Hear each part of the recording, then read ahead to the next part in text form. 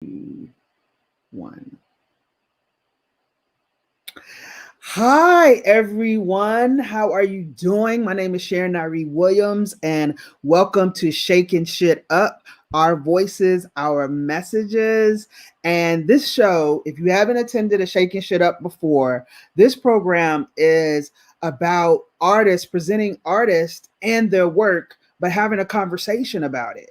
And so we're going to go back and forth. We have asked the artists to just be truly real with us and sharing everything about what their truth. And so that's what we're going to do tonight. So I just want to welcome y'all. No matter where you are, let us know where you at in the chat. You can chat. We're on several different profiles tonight. So we're on YouTube, Facebook, and Twitch in several areas. So we want to welcome all those audiences here. You can post comments. And hey, Kim, and we will read them as we go. You can post questions. You can post whatever you like in the respectful comments and what you like in the comment box and reactions and things of that nature. And we will read them out loud and share them with everyone. So thank you for taking the time to be with us. I just want to take a moment for everyone to just breathe and settle in. I don't want to act like we are ignoring what's happening in the world, because we are not. So I just wanted to take a moment to allow breath and space for that. And so we stand against social injustices, no matter what they are and who they are towards. Hey, Teresa, nice to see you. Thanks for joining us. I miss you. So right now, let's get started. Tonight, we have with us AVIONA CREATRIX RODRIGUEZ BROWN. Welcome, AVIONA. I'll tell you a little bit about AVIONA. AVIONA CREATRIX instills inclusivity and accessibility by creating multidisciplinary art to tell stories surrounding being multiracial, exploring queerness, working through mental illness, stress, navigating drug addiction, and homelessness. Using tools and resources from SMART grants and the Artists Up Scholarship, the CREATRIX has developed healing workshops along with a 45-minute solo show translated into Spanish and toured to 4 states. Okay, Queen. Through ongoing community-oriented youth projects, they aspire to educate the masses on self-awareness and the benefits of art alternatives when dealing with everyday stresses. Welcome, Miss AVIONA. Hi, everyone. Thanks for being here. AVIONA, what are, outside of your bio, because we see all the fabulousness, what are 3 things that you want people to know about you? One thing that people tend to forget is I'm Afro-Latina or Latinx, which for me is a mixture of 2. I come from an African-American, Black American side and a Mexican American side. And both these can't be ignored. And both these intertwine. And I can't be one without the other. They are me. That's the first thing. Wow, it's just one. Secondly, that I just want my community to thrive and succeed and be able to be. And one of the things that we as people of color are not allowed is the ability to be. We always have to check ourselves in regards to the white people in the room. Let's not scare the white people. Let's not, insult the white people. Let's make sure we keep ourselves in line so that we don't freak out the white people in the room. But at the end of the day, we get freaked out all the time. And so if you're allowed to be, why can't we be? Mm-hmm. And that's just completely human. That's across the board. Every race, every age, every color, every ethnicity, every culture. So I believe in being, and that's just who I am and how I present, and that's where my gender fluidity comes in, because today I happen to be wearing a dress. Tomorrow I might be wearing a 3-piece suit. But I hope that whoever encounters me by the blessings that I am, they are able to accept me for however I choose to present or however I happen to be in this world at that time. Cool. And lastly, I believe representation matters, and that drives a lot of my work, especially for being Afro-Latina. I didn't see another Afro-Latin person really acknowledging their both sides until 2017. So for 20 years, I was feeling as an outsider, never seeing myself in any media or never really feeling connected to anything. And so representation is always going to matter to me. It drives all the work that I do. I want the youth, because they're the most important to me also. I want the youth to be able to see themselves. And for those of us adults who have yet to see ourselves, I hope that you can open your eyes and see. Thank you so much. You are so beautiful in every way, in your entire self. And thank you for bringing your whole self to the conversation. Next, we will, and you're going to be sharing some poetry with us, right? Absolutely. Fire, fire, fire alert. Next we have Black Stax. Felicia Loud and Jace E. Cage is in the building. What's up, fam? What's up, family? How y'all you doing? That's what's All up. right, how you doing? I'm doing Shoot, good. jumped off the plane. Yeah, I just got off the plane, right? Woo! I'm Okay. up. I'm awake. So for those of you who Good. don't know, I have been in North Carolina with my family for the last 2.5 weeks. What's up, Gee? My cousin out of Richmond has locked in. And I got back late last night and in time to do Shakin Shit Up today. So I took a few naps. And we ready to roll. So Black Stax sound is like Miles Davis, Etta James, and Langston Hughes adapted for savvy hip hop and neo soul listeners. By any standard, their music is not ordinary and nothing is dumbed down or gimmicky. It is smart music, every word carefully chosen, and every song carries a message of social justice and community upliftment. Fans appreciate their eclectic urban sound laced with jazz and 70s era soul, which provides life soundtrack to the sophisticated connoisseur, a collaboration that works. Black Stax successfully blends and bends the musical genres of blues, jazz, R&B, and hip hop. Oh, I just felt like I got MC mode. That's so What'd you great. say? I feel like I got an MC mode in reading your bio. Like, I'm ready. Put me on the stage, son. Yeah, that was an MC moment.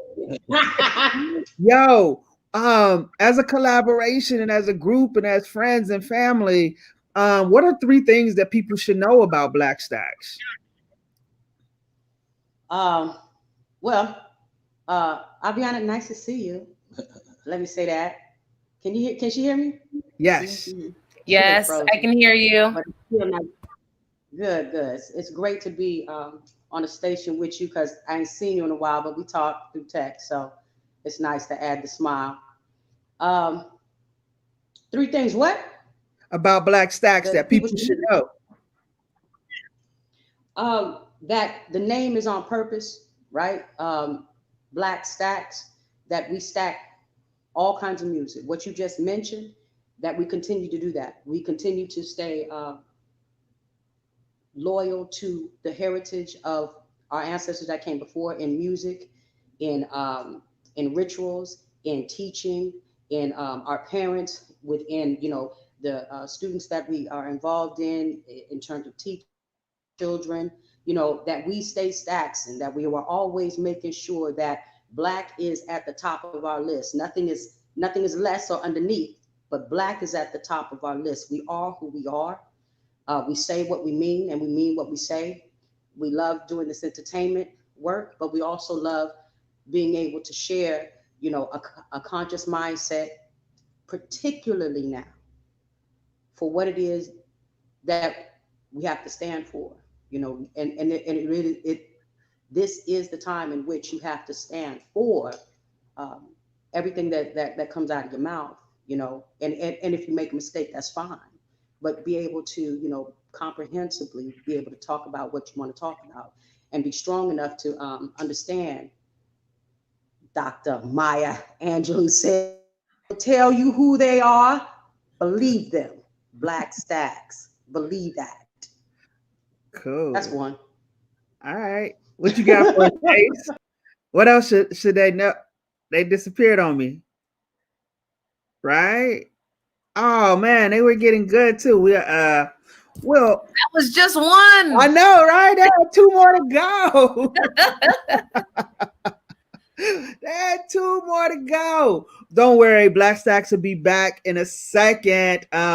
We want to say Teresa said, Aviana, thank you for your Afro Latinx perspective, voice, and representation. Gracias. De nada. We got Black Stacks back. Yeah. All right, Yo, Jay. we're back, but we're not. Yeah, we're back, but I don't know if you can hear us. We're having some issues with staying tapped in. So hopefully everyone can hear this. We're also about the balance of Black. Can you? Yes. We're also about the balance of the Black man and the Black woman, understanding how important that union is and why it matters. And we want to show the balance and the value of each in Black Stacks. Like, there's no one other. We work as a union, as a team, to show that we can do this as a team, not only, you know, through music, but through life. And what we do, like Felicia said, is purposeful. It's not an accident. We're not Black by accident. We don't stack by accident. And it's not a man and a woman by accident. We wanted to cover the basis of who we are, what we represent, and how we represent it, and show the strength of each of us in that, so that people can see that as they listen to the music and watch the journey. Awesome. And I think people should know that y'all are worldwide. Y'all not just local. Y'all traveled in the last year to many different continents, right? Exactly. Yeah, we went out to Europe. We were in Italy. We were in the UK. Went to Manchester, London, and Brighton. In Italy, we went to 8 different provinces. Got a chance to share our music. And the beautiful thing about the whole trip was it reminded me how important music is.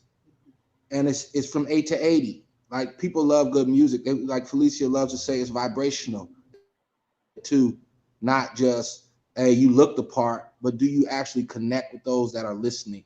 You know, and also, like she said, right now, it's very important that artists understand that they play a powerful role in the narrative that's going to be spread across the world from this day forward. So, yeah, we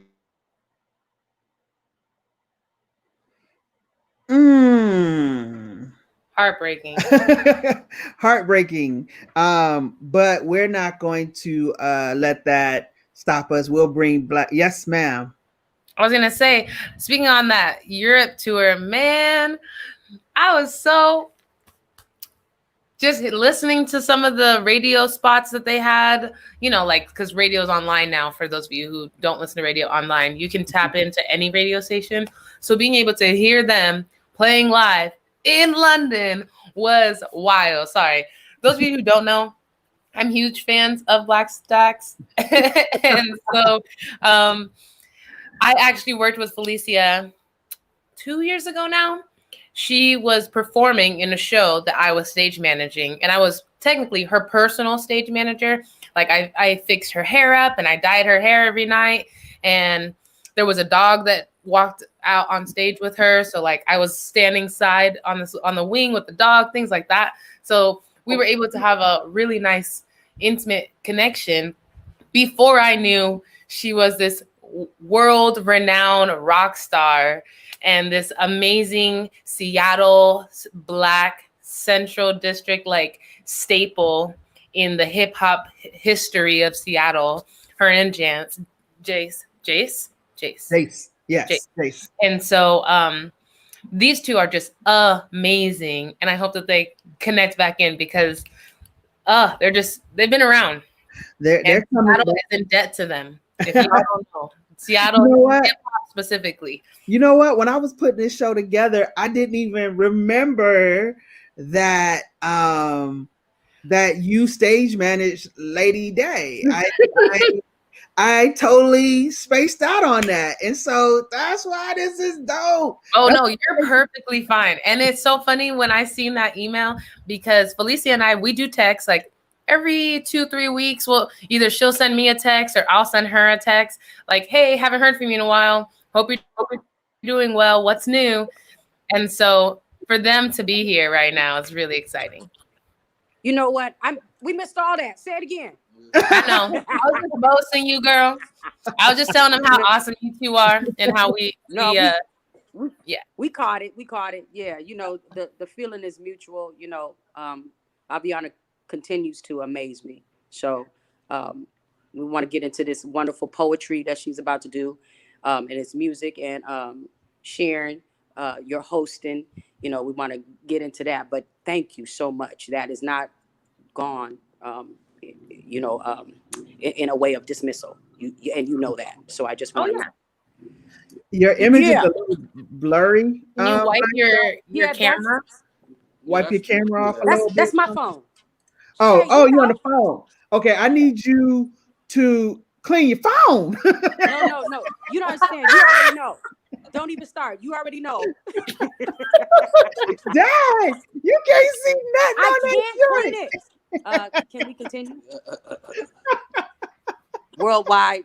Well, we're going to let them clean the phone, and we're going to let Aviona set us up and get us started with some of her poetry. Aviona, what you got for us right now? Absolutely.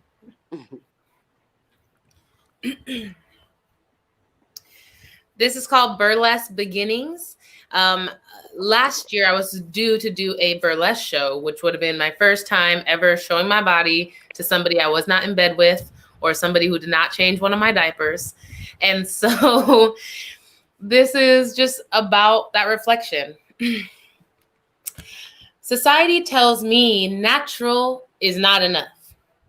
The augmented pictures glorified by billboards and on every turned page of a magazine bombarded me with self-hate and the urge to starve, tuck, and try to fit into an unrealistic box never meant for me. I will not be made to feel inadequate. I will rise and shine in all my glory. The stretch marks across my belly remind me of the dips and turns of life. They are my glory. The wings tell that I am quick to get up and away if need be because toxins do not need to affect me. Toxins in my life are not welcome, but I can only say, well, come.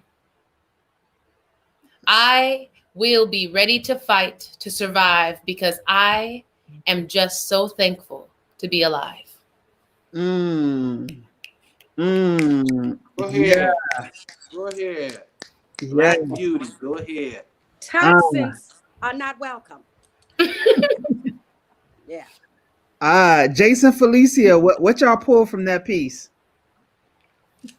Well, you know, I just said it, you know, toxins in my life are not welcome, you know, and that as Aviona was talking about before, in terms of like what we say sometimes and pertaining to, you know, white folks and, you know, their comfortability. They've never been comfortable with our comfortability of being Black, beautiful, proud, strong, rich in religion, rich in culture, rich in self love, rich in not putting anybody in a place that boxes them in, but being rich in nature, being rich in humanity. And we always want to express that because we want to remind young people that that's their richness, because they can get downhearted about themselves because of what they witness on television. But that's what I got from it. Mm-hmm. Mm-hmm. Jace, what about you? Oh, ditto that. You know, it was all about that. Like, you know, I think sometimes adding things can distract from from what was already spoken. And so sometimes I'll just be quiet because it's already spoken. It's not because I don't have nothing to say. I always got something to say. You know that, Sharon. But the reality is that Aviana said it beautifully and Felicia said it beautifully. So I just diddle that. I really do. Awesome. That's beautiful. Aviana, and in creating that piece, what inspired it? It's actually funny. I was having a real big hang up about getting naked on a stage. And even though this type of burlesque that we were doing is a storytelling burlesque, I actually had a whole, she comes out, she's in like this fishnet get up, and she's trying to figure out what to put on. But she goes through a whole section of is my hair going to be out? Is my hair going to be in a tight little bun? You know, am I going to braid my hair? Okay, great. I figured out my hair is going to be whatever. And then she goes on, well, am I going to wear conservative clothes? Am I going to dress the way people expect me to? Or am I going to be as risque and as cute as I want to be? So it's very much what I was sort of talking about in this. I represent how I am on a daily basis. And it's very much the feel of the day or whatever's weighing on me or however my spirit feels that day. And so that's what that piece was about. But I was so hung up on my body, I couldn't even get to the reality of the piece and the message I was trying to send. So I actually just stood in front of the mirror, put on my record button, my vocal memo. And, I just sort of spoke about the things that I was seeing in my body, and then I just transformed it into a piece.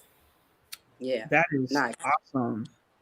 That's awesome. I recently I sent an email out to Team Sharon, and it was about showing up as your whole self and feeling like I couldn't do that, right? Like I had to be Sharon, the arts administrator. I had to be Sharon, the artist, but I couldn't be Sharon, the arts administrator, and the artist in the same space at the same time. And so I've been working through this pandemic to really be able to just show up that way. And so I really thank you. And Jade said, yes, girl, I love it. And Charles Reed said, yes, indeed, toxicity is definitely not welcome here. Thank you, Charles. All right. And real quick, for anyone that's in the audience, for anyone who's in the audience who's feeling any type of body dysphoria, I suggest getting washable markers and physically writing on yourself all the negative thoughts, and then jumping in the shower and watching the ink wash off your body. It's extremely healing. That's for you, for free. No charge this time. Next time we're gonna get exactly. If it works, come back, and then we can set up like a weekly. Let us know. All right, Black Stax. What you would like to start with and showcasing? We got a few things for you. We don't know where you want to start. You want to start with 99? You want to start with royalty is loyalty? What you like to start with? Let's do that. Loyalty is royalty. All right, awesome. Michael. What's up? All right, here we go.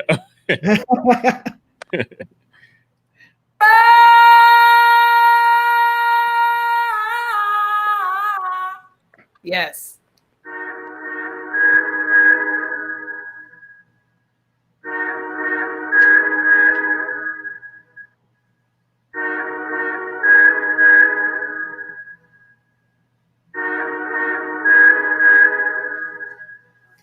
Do you live for? Do you die for? What do you live for? What do you die for? What do you give for? What do you lie for? What do you loyalty? What do you live for? What do you die for? What do you give for? What do you lie for? What do you tie to? Do you see it through? Are you in it to win it? Just a run through. So do you believe or underachieve? Or really a trick under every sleeve? What's your magic? Cause it's gonna get tragic. The shit I'm in. Will still unmask it. From blank canvas to what is managed, to what is free like energy. Just see my pedigree, street degree, you best believe. Change the scene, but best you can. Not the topics, are you philanthropic, are you sharing profits? Just robotic, a vulture. Fire sculpture, plastic elements, 99% from the message to what's the lesson. Hip hop's a blessing, there's no question. One more time, a simple line. Follow mine, go line to line. Follow mine, I will mine, I will mine, I will mine.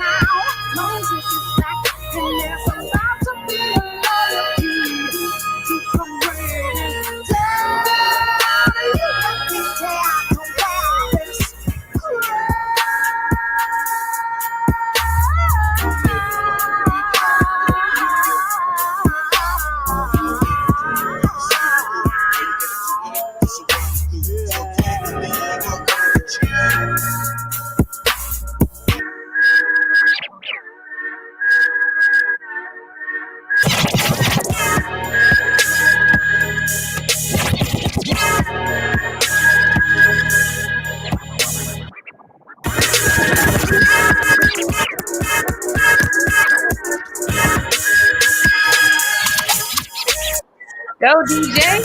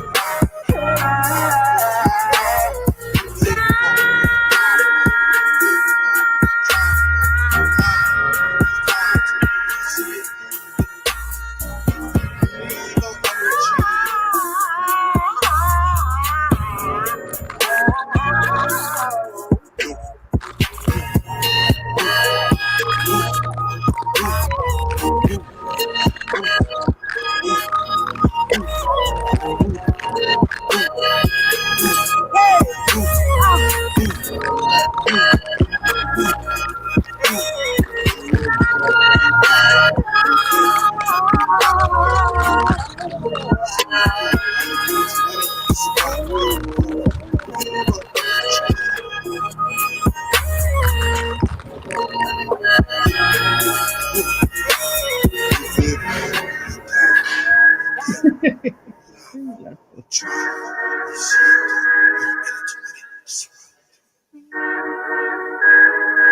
you believe loyalty is royalty?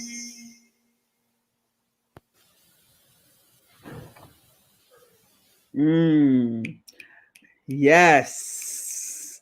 Loyalty is royalty. Wow.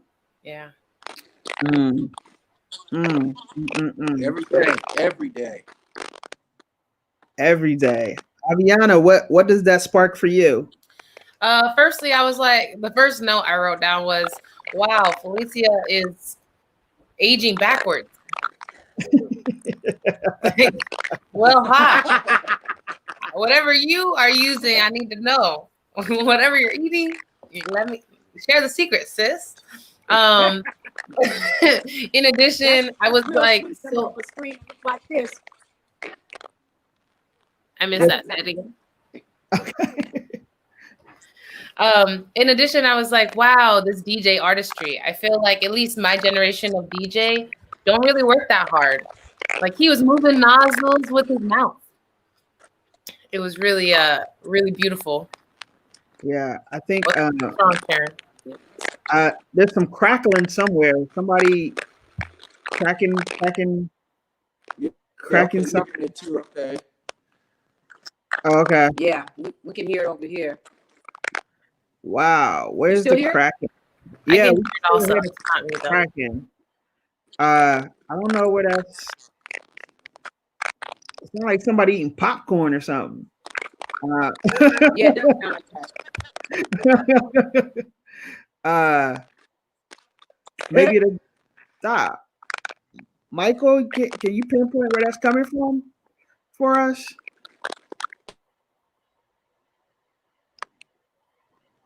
Okay, so he muted Aviana.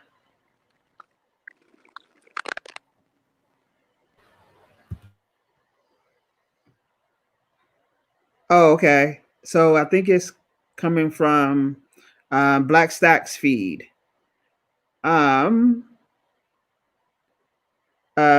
is texting me right. Michael, you can come on and talk to me because I'm like, Michael is a ghost, and people are like, who's she talking to? Michael B. Main. Behind the scenes, what's going on? What's popping? Yeah, it looks like it's coming from the Black Stax audio feed. Okay. Yeah. Cool. Well, we'll bring them both back, and let's see if it may have magically went away. Cool. It's still there. This is gonna work on something else. Rectify that. Sorry for the inconvenience. No worries. Sorry for the inconvenience. This is gonna try to work on that. Okay. Awesome. In the meantime, in between time, I just love the question of what do you live for? What do you die for? And yeah, that felt very unapologetically present and very unapologetically Black, especially in this day and age where we are continuously being murdered. It's like, oh, we really had to figure that answer out because we never know if today is the last day. So we got to get those answers right. Yeah. Felicia, in creating Loyalty is Royalty, what sparked it for you?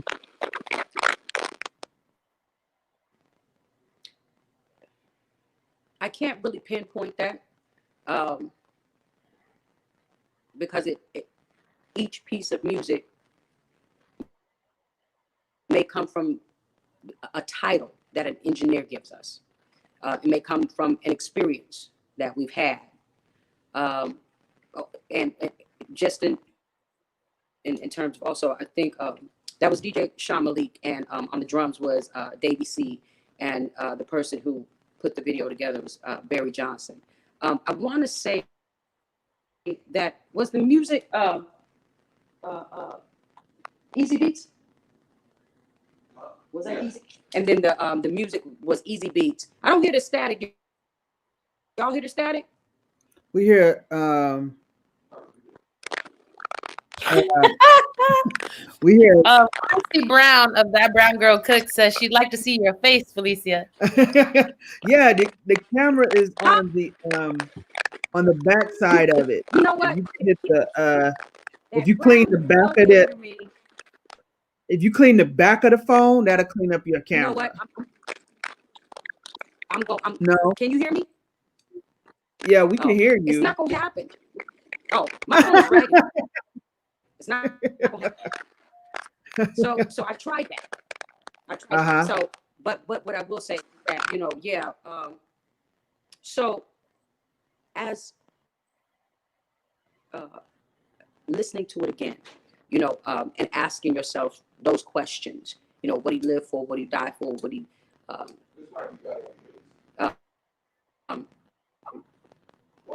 and then what are you? So what I'm going to do is we're going to walk over. I'm going to walk over to another system, see if that works better, and then maybe we can be seen.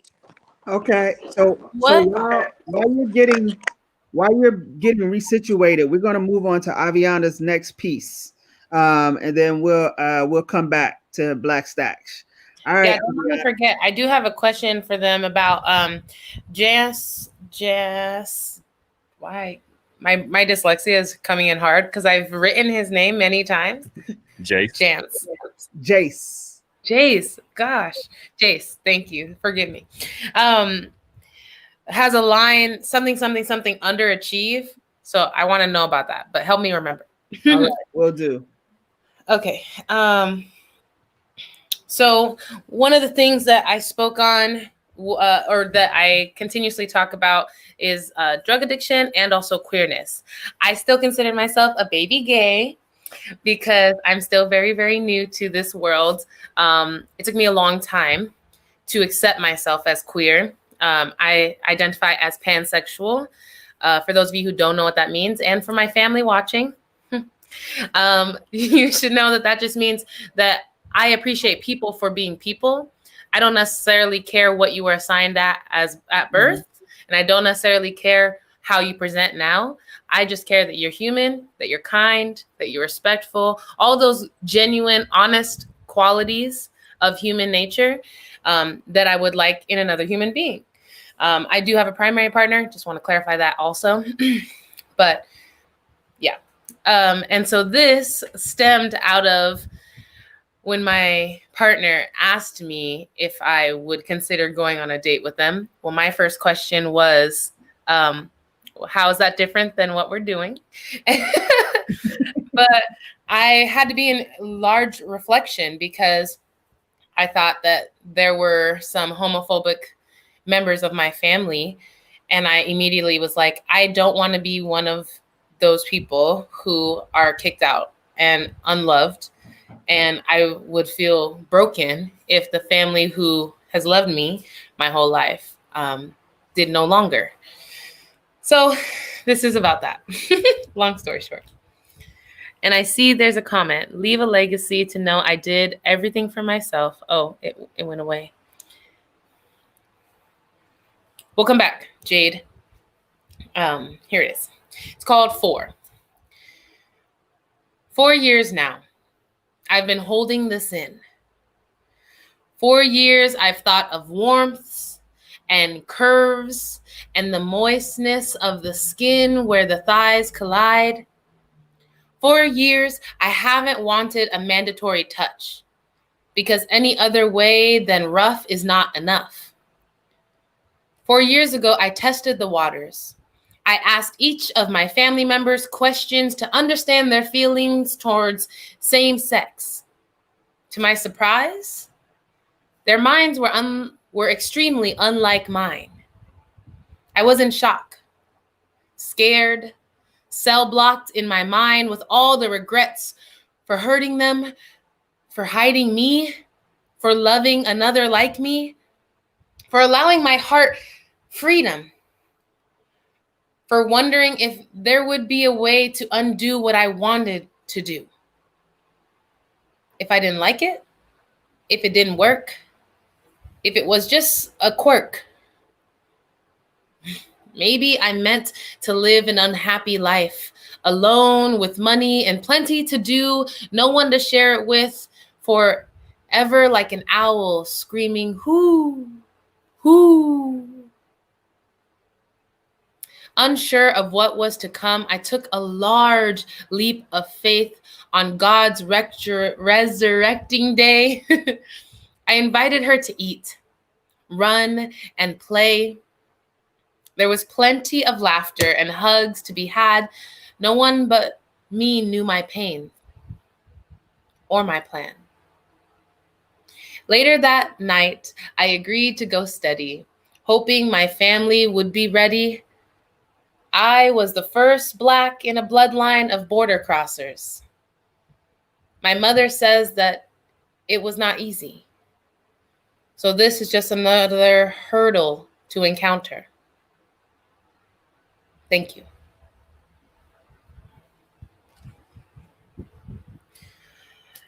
It was so much turmoil inside, y'all. I was like freaking out for a whole month. For a whole month. I was like, what am I gonna do? And it was true. Like it says, for about 4 years since my last long-term relationship, I had seen girls in the back of the, or wherever I was, like, oh, she's sort of cute. Or, oh, they're looking a little too hard. And not really knowing how to react and and honestly, just ignoring that part of myself. And my mother is supportive now, but even then when I brought it up to her, like, hey, I think I might like girls, she'd be like, no, you just haven't met the right guy yet. And so that just helped to perpetuate this sweep it under the rug feeling, which we as a society of Black and brown people, we do constantly with any of the things we're feeling, with our emotions, with our traumas, with all the questionable things that we could possibly explore. We're just like, you know what, that's a little too far that way. I'm going to just sweep that feeling under the rug and keep it pushing. But why? Why do we do that? Where does that come from?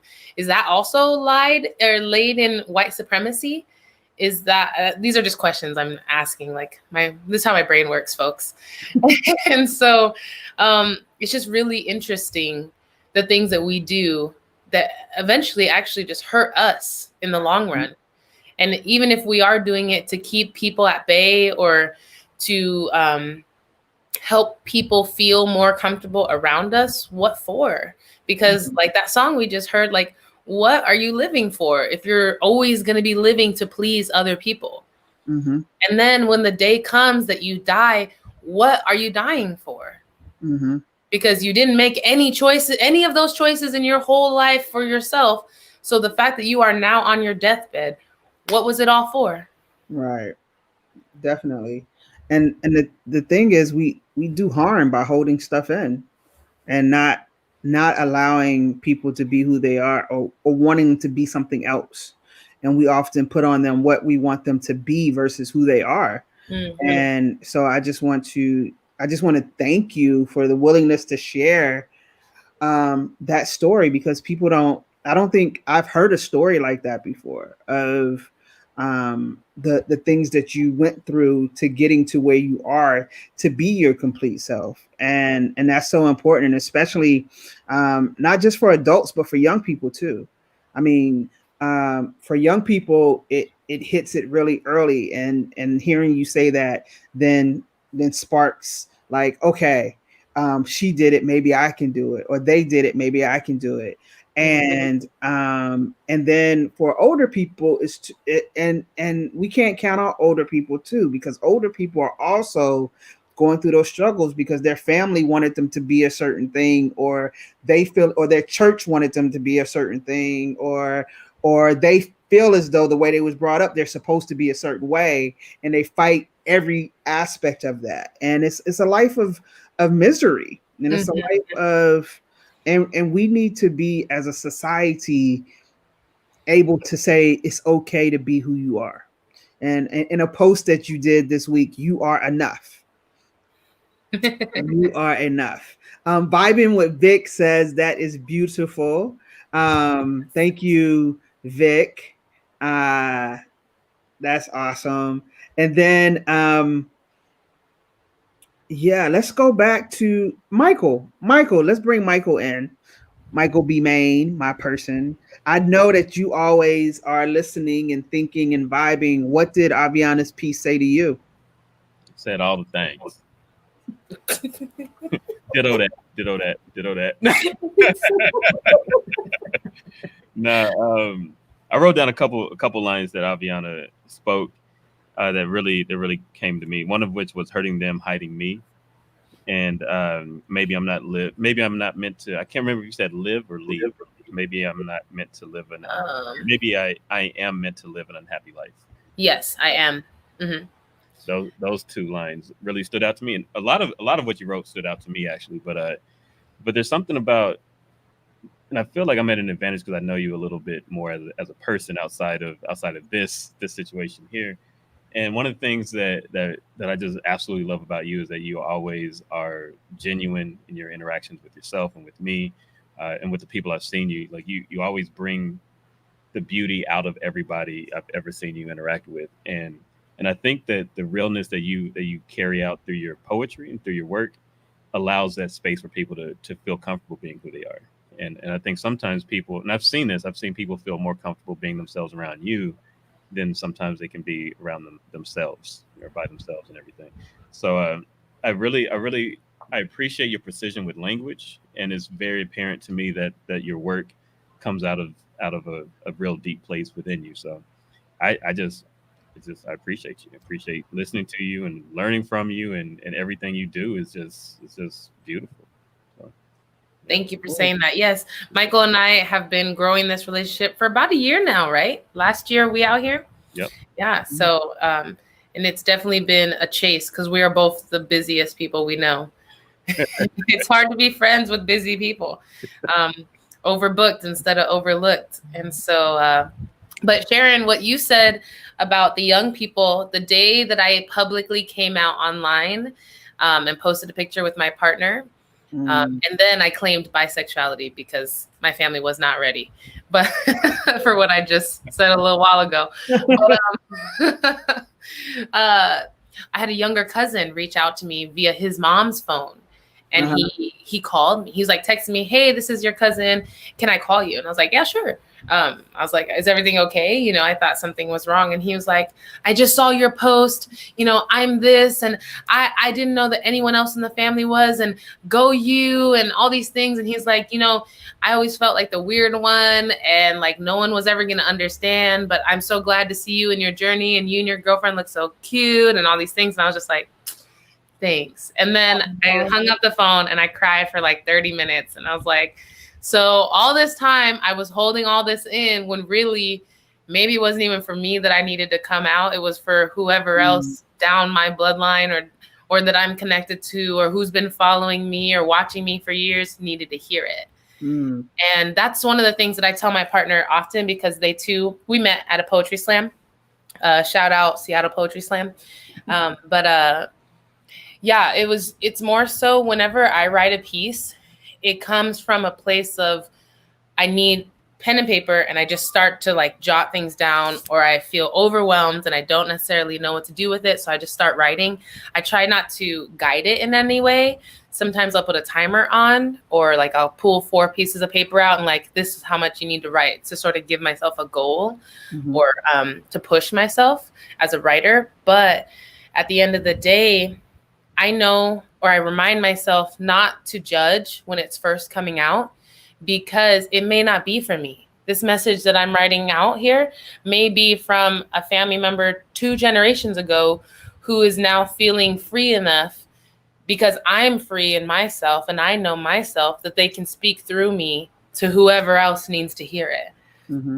And that's been a lot of shadow work that I've been doing for any of my other witches and brujas out there. It definitely has taken a lot of time to be inclined with my my ancestors in that way, and to open my doors for them to speak through me that way. And later on, you'll see a piece where I speak to the ancestors specifically that Michael will show. But yeah, it's you have to know that it may not be for you. So try not to censor yourself. Yeah, I totally believe in that because it's amazing too, right? When you write pieces and things, and it may not be the time for it right there when you release it, and then like sometimes for me, a couple years down the road, it'd be like, wow, like oh my, this is the exact audience I had always envisioned for this piece. And that recently happened with me with a piece called The American Dream. And I had written it like 5 years ago.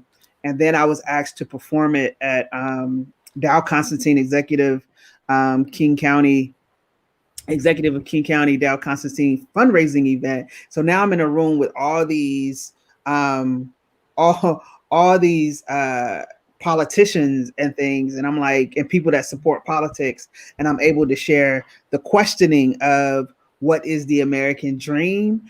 And I was like, wow, like how that comes back around. Like it may be pulling to come out of you right now, but you don't know who is supposed to hit or when it's supposed to hit them. And that's important to, and also keeping your work alive, right? Of never putting or saying that a work is complete and putting it on the shelf. Never. It lives forever. And that actually kills the piece. Exactly. Literally. Definitely. Aviana, we let's watch another Black Stax. Well, yeah, okay. Go ahead. I was going to say we could do that if they're here to talk about it. If not, what you just said will lead me into a piece that Michael has. Oh, yo, let's do that then. And then okay. The Black Stax will come back in, but let's do your next piece. Michael, it's the first piece. And before you jump into it, I will just say on that same note, we're not letting a piece die.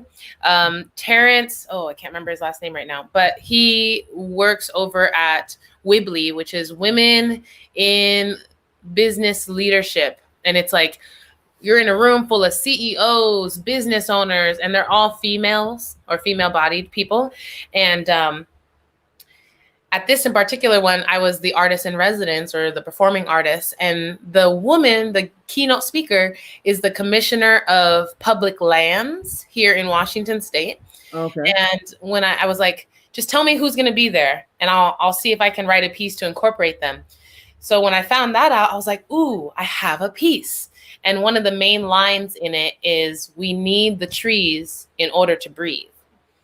And I actually wrote that piece out of it. I was going through notebooks and I found it. I wrote it back in the 7th grade.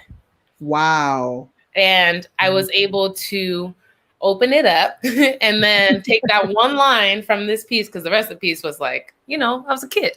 So I took that one line, put it in a piece, and I expanded on it. And this is what became of it. Nice. Thank you.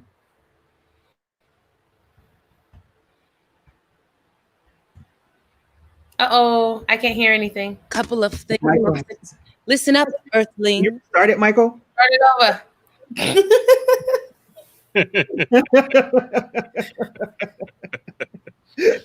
To give you guys context before we start, while that's happening, I got up on the podium. I started saying like a whole speech. Thank you so much for letting me be here.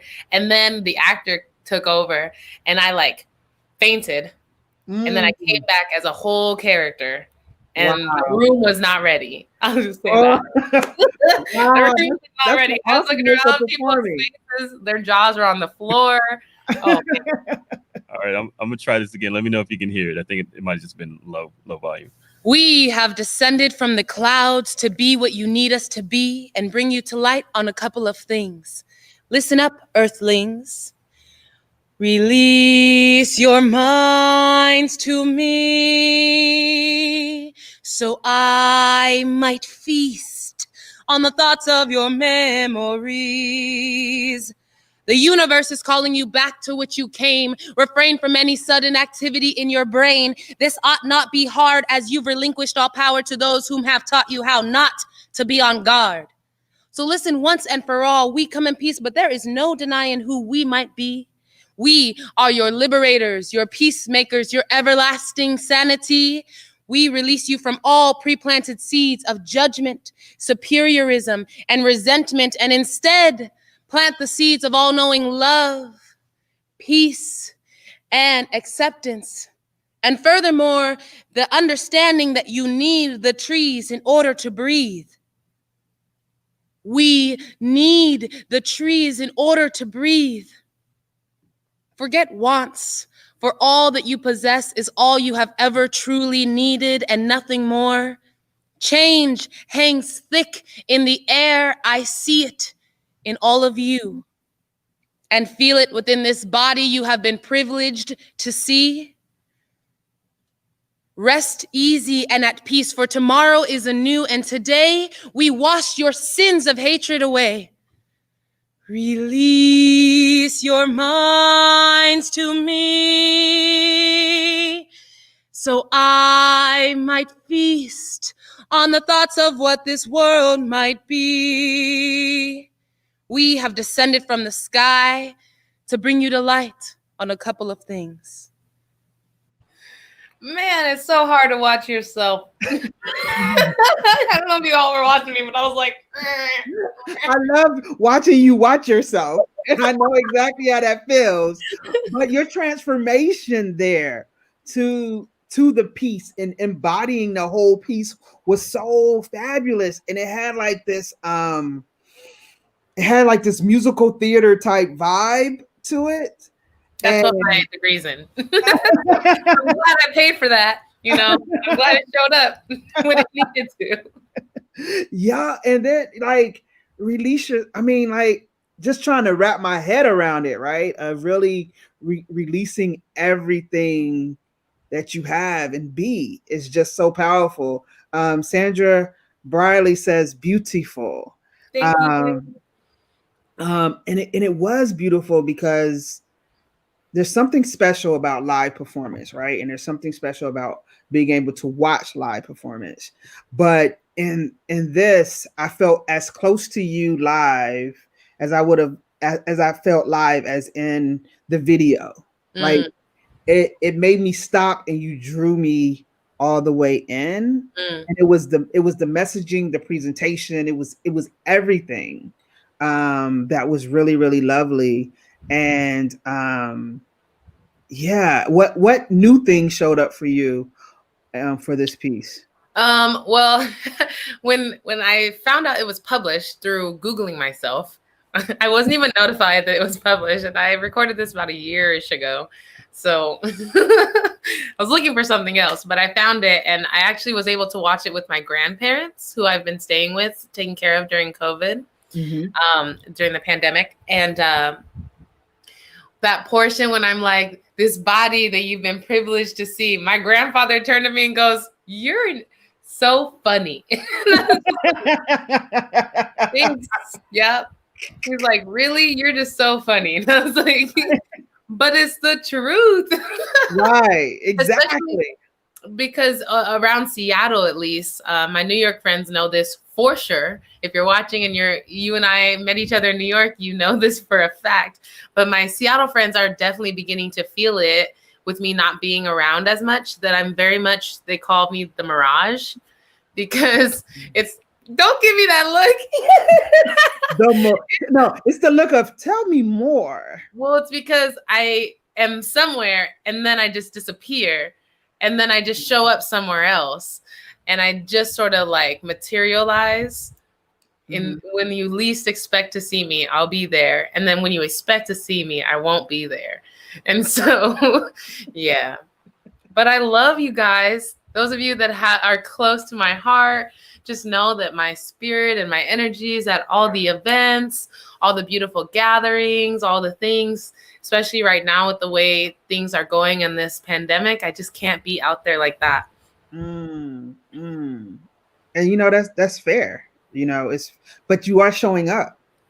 You're showing up in different ways. You're showing up through your words. I know your words will show up with me even when this is over. I know your smile just radiates. So you can't forget that smile without saying your name and the smile and all those beautiful teeth. But the importance of loving yourself within your body. How have you been able to do that? I know that you just started like modeling and pursuing modeling and stuff like that. So tell us a little bit about that. Yes, shout out to my agent, TCM. If you would like to hire me, email me and I'll just forward you to them, or email them and they'll, all those things. I actually was a child model. I modeled for Bon Marché before it was Macy's, with my natural hair back then. And I wish I had that picture because I would show y'all. I was probably online somewhere. I mean,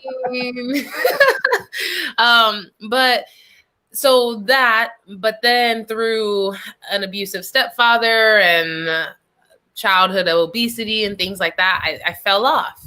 And I actually was, when did it really happen for me? I would say that my college professor, yes, if you have questions, throw them my way. Let's do this. One of my college professors who boasted about being in Cats, he's very limber, Billy Johnstone. He would always point out, he taught ballet and musical theater dance for us. And he pointed out to me one day, who do you see in the mirror? And it took a long time for me to see the person I am looking at right now. And has a lot of body dysphoria, has a lot of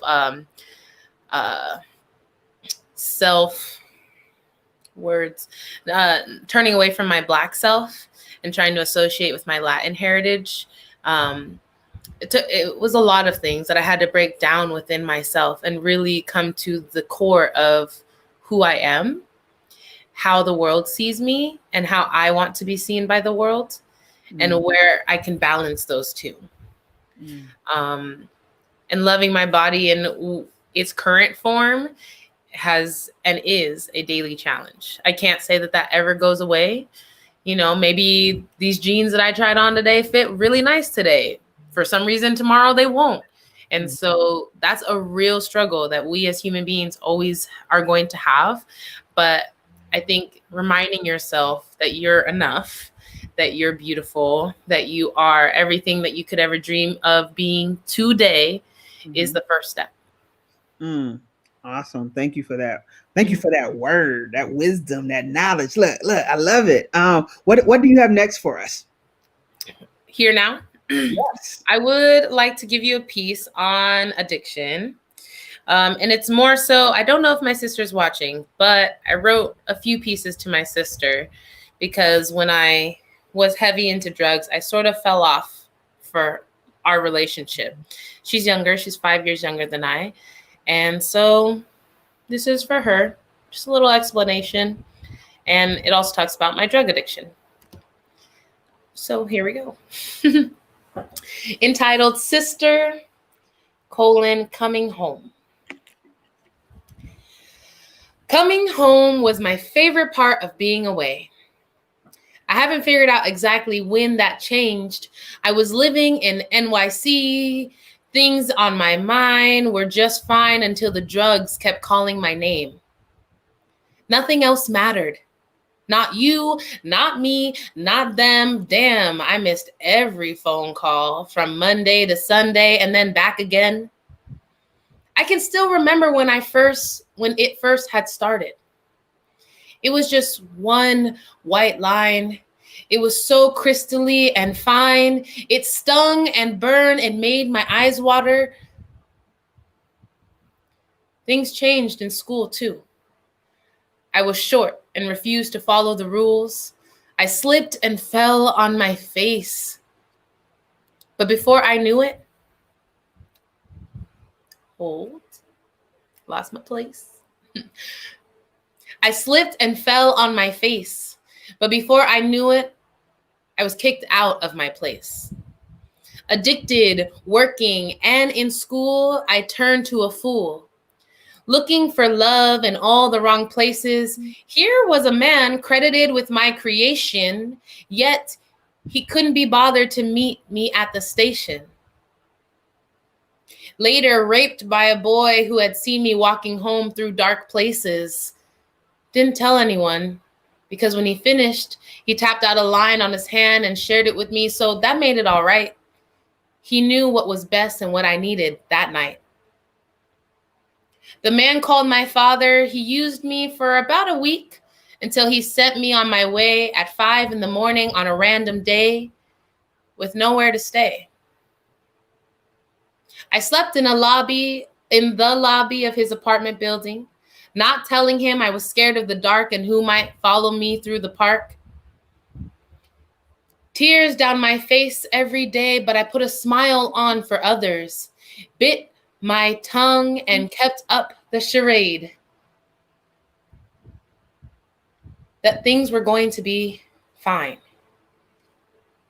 Things are going to be fine. I still never called home to tell them I was alive.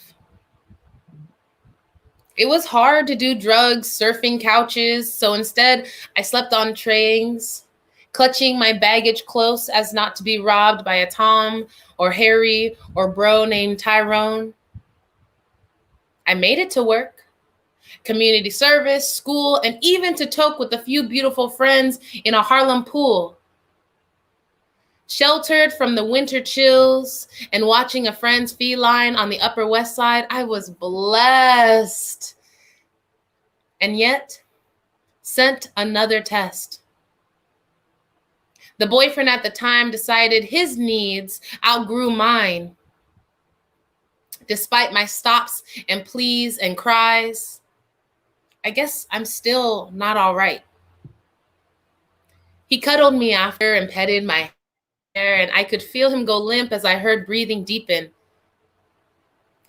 We woke the next day. I said, I was in a hurry. I got to go catch this train. Kissed goodbye and went our separate ways. It's crazy. He still calls me, singing, baby, baby, baby, baby, baby, baby, baby. I had a point to this story. I don't know where exactly I was going. I think all this is to say that while I was away, I wasn't out forgetting you. I was out losing me and rebuilding who I have now decided to be. I'm strong despite my scars. You may not see them, but there were many times I thought of jumping in front of train cars. I guess that's why I'm obsessed with jumping out of planes, to start again, die, and return, to live a life full of wonder and delight. I know those things don't come without pain, and I hope I've earned it, yet I think there's still more to gain. Losing you, your friendship, your love, and your trust have broken me the most. All I can do is wait. Await a day when you too will be okay, having grown through pains that life will soon throw your way. You're 21 and oh so brilliant. Until you embrace me, I will watch from afar, roaring and cheering as you defeat every adversity you meet. Thank you. I love you, sis, if you're watching. Whew. Wow. Yeah, sorry, that's heavy, y'all. Let's everybody just take a breath real quick. Man.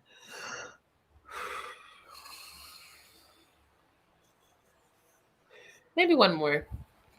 Shake it out if you need to. Man, shake it out.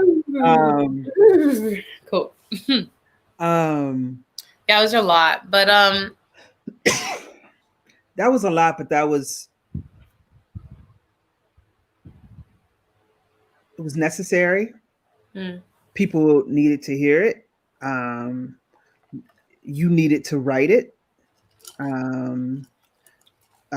One day your sister will embrace it. Hopefully. Or others. So I'm sending that type of energy for you. But the truth behind addiction and the way that you laid it out of crying every day and really battle. It was a constant battle that you knew that you were in, but you didn't know how to get out of. And I thought that was I thought that was powerful to know, because the thing about addiction is it is a disease, and there's decisions that you have to make personally in order to move through it. And Jade said, so deep, I feel this. You don't even know. Thank you for sharing your truths. 3 years next month, this day for me. Hashtag we do recover. Yes. Jade also said perfect and raw. And Kimberly said heavy and raw. There's a theme here of the rawness. But it was very raw. I haven't touched that. Like, I haven't done any editing to it. I just wrote it, and that's where it lives. So that is very raw. That is all the feelings as you felt me feeling them. Trying not to cry. And then I want to say congratulations to you and Jade and anyone out there recovering and dealing with addiction. I mean, it's one of those things that when you see it live, and it's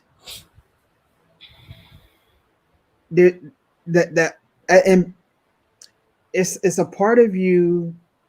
Like for me, I always want to help, right? I always want to make things better. I want that person to be the best selves. And so when you see somebody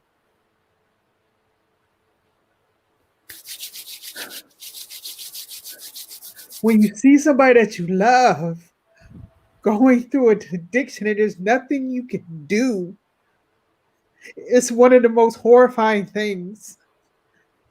Because especially when you're somebody like me, right? And I'm helping people, I'm mentoring people, I'm doing this, I'm acting like I got it all together, but when I can't, and when you can't help family, when you can't help them, it hurts, and you don't know what to do, and you know that they have to make the decision on themselves to change. And so you got me all messed up. I'm so sorry, honey. But it's so real. And so I appreciate, like, for those who share stories, the whole reason why I do what I do is that we hear these stories and can become better and closer and understand more of what people are going through. And so, and that's my purpose in life, right? Is to try to change the world one story at a time. And so hearing your plight and hearing not even what the struggles that you went through, but the building of yourself, of the constant work that you're doing to be who you are, obsessed with being able to start over, and also having the opportunity to start over, of saying it's never too late to position yourself and start from a new place, and recognizing and being strong enough to say, I know I caused you pain, but I love you and I will be here. And it reminds me of something that I heard from Melissa Etheridge, because her son died from addiction just recently. And she said, loving someone so hard that you have to allow them to go through all their steps and their phases. And so I think you capture that beautifully, and just waiting, like loving from afar. Yeah. And that's real. Vibing Vic said, deep and to face your truth in this creative power and possesses is a gift to all who are listening. Speaks the queen of doing it her damn self. Thank you, Victoria. Thank you. And then Jade said, get it out, Sharon. We love you. Crying is healing for the soul. We have to remember that. I too forget. Yeah, and let's talk about that for a second. It's hard to cry. It's hard to cry, and it's okay to cry. It is. right? It's Yeah. hard to let people see your vulnerability. And you have to get that out. Because if you don't, it's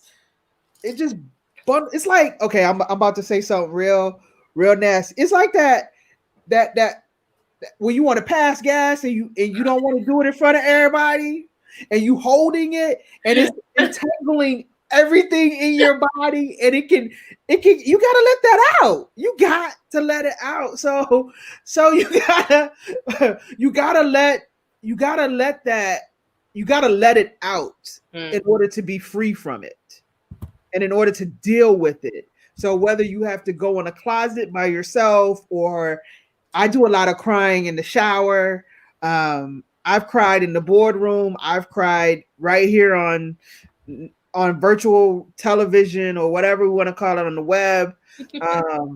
I mean, I need tissue cry. You know what I'm saying? But I'd offer you, but and I know it's way over there, and I'm not gonna get up and go get it. So I'm just gonna keep doing. But I appreciate that. I really do appreciate that, and love to everyone out there. So Jay, Jade, Jesus, Michael. I love you, Jade, and we're gonna have you on the show, Jade. But you in my head right now. I just feel like loving on you right now. But Aviona, is there a piece that you want to share? One of your last pieces with us? The piece that Mike, in addition to Michael, the one that Michael still has, or one that Michael has? Whichever one. I mean, this is your show. Whatever you want. Vibing with Vic says, I'm dying because as crazy as that metaphor was, I'm right. I know. It is. It's that. I mean, and you could do 2 more, 3 more. I'm here for you. What you want the people to hear? Okay, I'm just checking. Yeah, feeding into the one that Michael currently has on the back burner, I'll do this one. Okay. And I think the years might be a little off. I think we have to add 1 more year or 2 more years. I don't remember when I wrote this. Okay. But it's about the abolishment of slavery. Here we go. Yeah. Let me sit back for this. Me too. You see me? I'm like, ooh. Woo, I'm gonna sit back. Let's go. All right. Juneteenth. 154 years ago, someone I never knew, have never seen, maybe didn't even have a name, picked their last piece of cotton and became a freed person of the United States of America. Little did they know how free we would truly be. Did they know this far down the line we would still be castrated, manipulated, and forced to humiliate ourselves to be recognized as human beings? Did they claim freedom as a gleeful thing? Were they expecting this country to free us and become okay to walk the streets with had-been slaves? To eat at counters with dogs and act like it all had changed? Overnight, out of sight, with a piece of paper, change things overnight?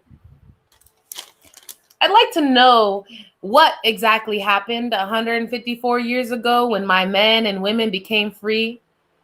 Did they go to their houses, pack up their sacks, head north towards a star that so many had fled to see? Toward a dream that was still many years to come? Toward a hope that was the end of a hurtful drum? A hope to never feel the pains of slavery, the real torment of humanity? To end this feeling of worthlessness and free the guilt to exist? A hope to never see another brother or sister killed in front of the community as an example of our treacherous existence? What was their first move? How did they take ownership of their new lives? Unfortunately, our people, yes, all of our people, they are American people. They did not leave, did not start anew. They understood they were free to choose, and choose they did. They went home, to their huts and their holes, to their dirt floors and rags to sleep and wake, to the only job that welcomed them, to outpour their strengths, blood, and tears to the very crop that broke them of their fears. For the Constitution freed them, but the country held them close-knit and helped them choose the whip. They knew nothing else, nor would anyone for miles and miles give them chances, because to the American people, they were only slave hands. And feel free to stop listening, but darling, it's the truth. They never really freed us. Just ask our brothers and sisters killed in the streets as proof. Now, I can't name them all, for the list goes on and keeps growing daily. Just check the posting on your Facebook wall. 154 years ago, someone I never knew, don't have a picture of, and may not have had a name, picked their last piece of cotton as a slave, but came back tomorrow just to pick it yet again. Little did they know how free we would truly be, battling the same struggles under the name of poverty. So listen up, Blacks of all ages. Don't keep your head down. And definitely do not blend into that crowd. They want us in line to keep quiet and take heed. But just remember, they're still killing us in these streets. For those of you that don't believe me, I have this really lovely shirt that has a multitude of names. Mm. And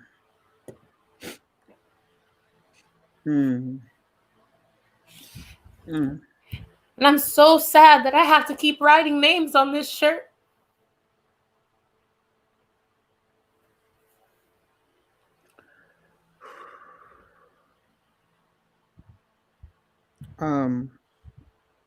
I want to bring Michael in.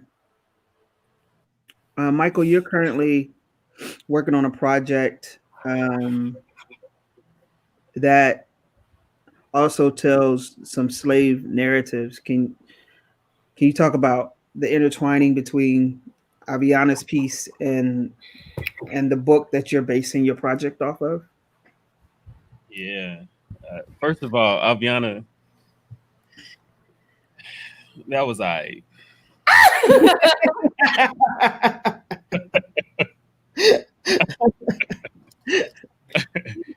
Man, props. Thank you. You do such beautiful work. Thank you for doing that, and thank you. I don't like to speak for other people, and I won't. What I will say is thank you for remembering. Thank you for remembering the memories that in the events and the people who exist currently, people who still exist but are no longer alive, either in our lifetimes and before.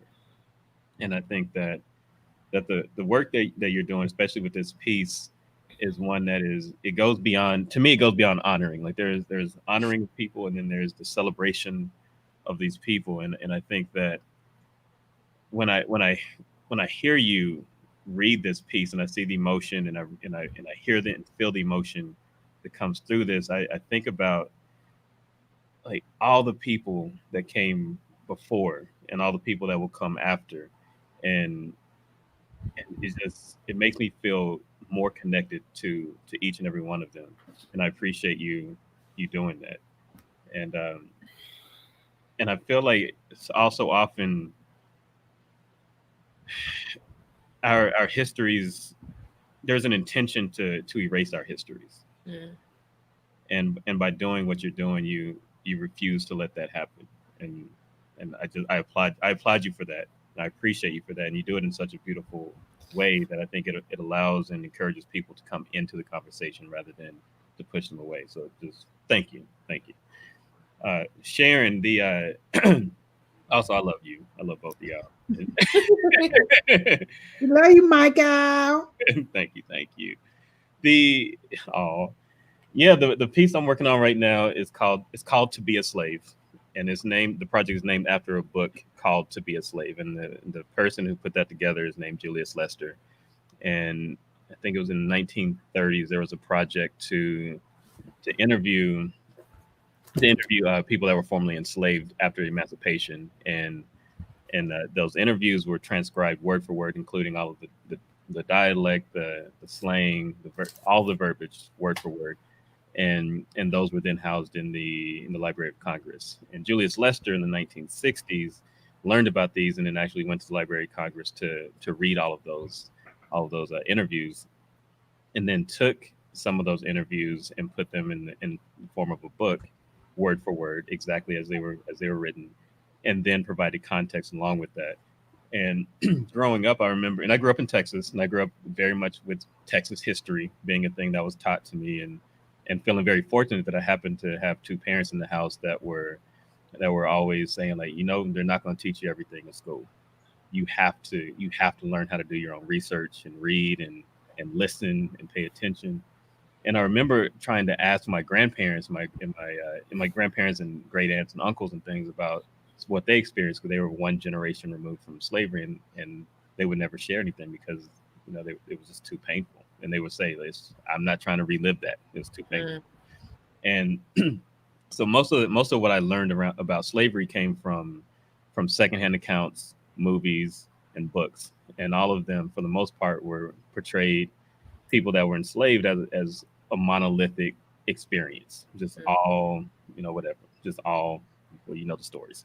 So I won't go into all that, but when I read this was the first time I actually was able to hear the stories and read the stories of people that experienced it, and it changed my relationship with slavery, because I was able to really feel the pride in the people that came before me. And for me to exist, that means everybody in my bloodline, they existed, like all of them, and they made it through whatever they made it through. And for us to be here, like we're some whatever circumstances happen, they happen, and we're here.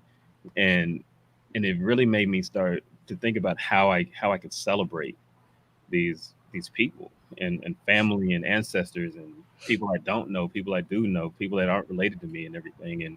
And so this project that Sharon's talking about is one in which I ask people in the community to read these stories and then record them reading it, so we can see the reactions and everything. But more importantly, to keep these stories alive, because all too often, even as artists, a lot of times we tend to try to tell people's stories and don't always create the opportunities for people to tell their own stories. And I think it's important to preserve these stories as they were written and spoken from the people who experienced them. And I will stop talking now, because this is not the Michael Main show. This is the Aviona show today. And Aviona next Stax. So but the beauty of it is that, so I read one of the pieces, one of the excerpts, one of the chapters from Michael's project, and so it instantly, when you said what your piece was about, Aviona, it instantly put me in that mindset of, like, I wanted to jump up and go run and get the book and bring it back and be like, like, you and Michael are doing like. And so and for me, it was the lovely way in which you told the story, and pulling back, and how it has to bridge us together from the past to the present, and like there's a direct link. And so when Michael had me read this chapter, and I hadn't read the book before, and he's just like, read it, and I'm like, okay, read it. He was saying, it is like, he said it nicer than that, but you talk about being put into a world, and just like your poetry, the painted pictures from the words, and then you're sitting there like, okay. And that's how I was during your piece. It's like hearing more and more or learning more and more and pulling back. And, we always talk about you have to know your past to know your present, to know where you're going in the future and appreciate all of that. And just seeing like people like you and Michael that are bringing those things together.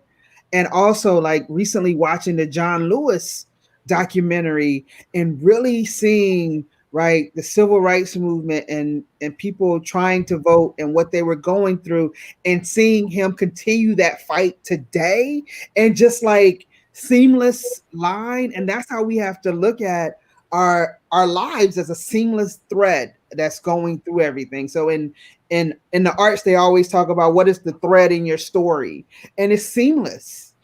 It's and you're helping to keep that alive and let people know.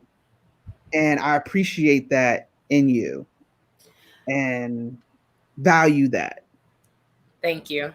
I think one of the important things that we as a generation need to focus on is that though the institution of slavery physically ended, the outright slavery ended, it has trickled and it has put on a different mask every decade. So we now have to literally pull back each layer to find out where in our lives does slavery hide itself. Mm-hmm. Because now we've been so brainwashed to accept this as a reality, when at the end of the day, there is no reality. We are universal. We are magnificent beings who can do so much more than we are allowing ourselves to do. I'll just put it like that. Your brain can do so much more than you believe it to do. And until you believe that, I can't help you believe it. That's all I'm going to say about that. Back to what I was saying.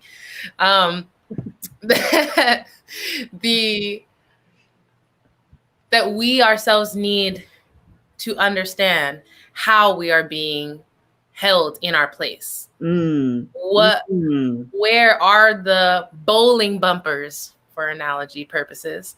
Mm-hmm. Where have they been put in? And we can't even see them because our ball keeps hitting the strike. Mm-hmm. You know what I'm saying? So if we're turkeying all day, you're like, hey, I just got it.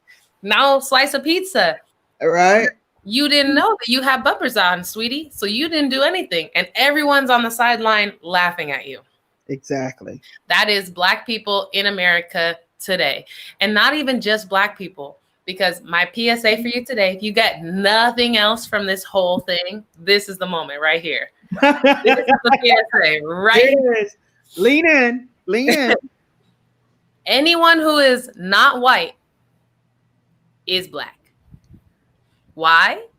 Because white people don't see you as white. Therefore, you are closer to Black than you will ever be to white. Doesn't matter how passing you are. At the end of the day, if somebody has to be pushed off the ship, it's going to be you, honey. That's my PSA for today. Yeah. And that's a show. That's a whole nother what do they say in the church? That's a revival. That's a week-long revival in the church. You know what I'm saying? Next Thursday. That's a revival. So Aviona, you had one more piece that linked to that piece that you want to play? The man will do it. There it is. Michael.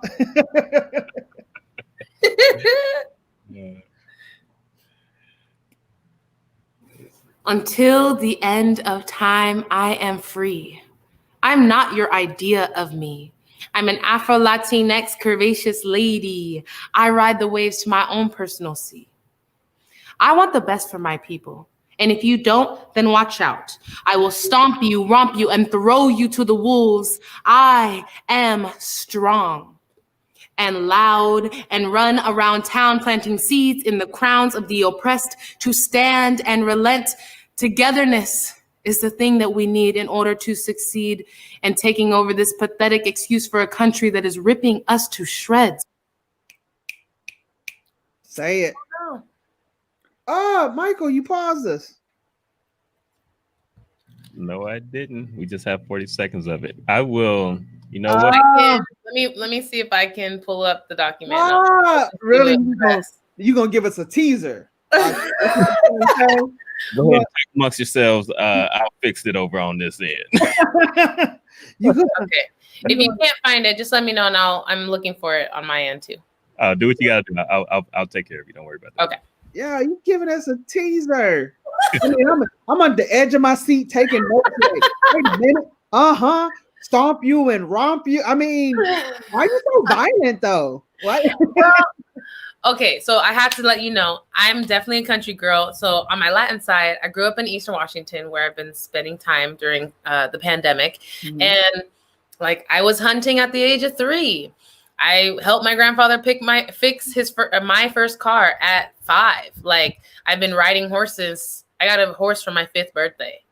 So it's just like, I am so rough, but I just get to dress up and look nice. You know, like, I just know, thanks to my mother and the way that she molded us through the world. For example, she put us in different boys and girls clubs throughout the greater Seattle area every summer. So like, I spent time on Mercer Island with the rich white kids. I spent time in the CD at Rotary every day after school. I spent time at North Seattle Boys and Girls Club, Ballard, Bainbridge, Rainier Beach. You know what I mean? So like, my siblings and I were all influenced by every portion of culture. We saw the haves and the have-nots. We saw like what influence really means and what it looks like on a daily basis. And so that helped to mold me into what I call the chameleon that I am today, where I just know how to fit into places appropriately based on what the situation is. I know how to read a room. Yeah, I think that's. But at the end of the day, roughness is like the core. Yeah, you know, I am as rough as they come. I think I have this dream of stomping people with my Timberlands. I